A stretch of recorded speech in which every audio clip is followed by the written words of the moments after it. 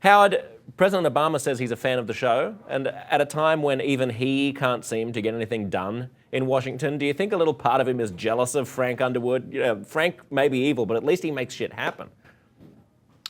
Right. I'm sure there are limits to his admiration for Frank Underwood, but I think we're in an interesting moment in Washington, Josh, where nothing's happening. Politics is gridlocked. Congress doesn't work.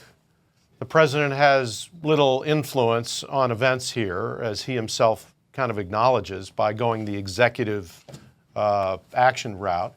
So we're in a sort of period of generalized powerlessness in Washington, and everybody I know is sitting around and watching what I could only describe as power porn, about this unbelievably potent and effective guy, the evil Frank Underwood. And of course, that at heart is the most unrealistic thing about it, ironically, because there are no Frank Underwoods here, at least that I can find.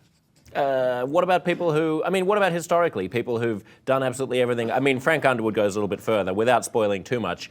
He's guilty of, let's just say, very, very, very, very serious crimes. But Nixon committed crimes.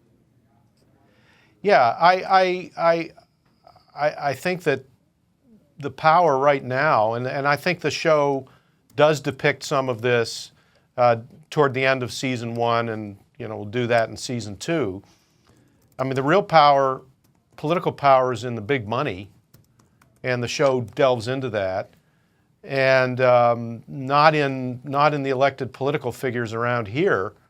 And I think that part of the show is pretty accurate. And yeah, so there have been times here within modern memory when there have been colossal figures that really ran the show in Washington.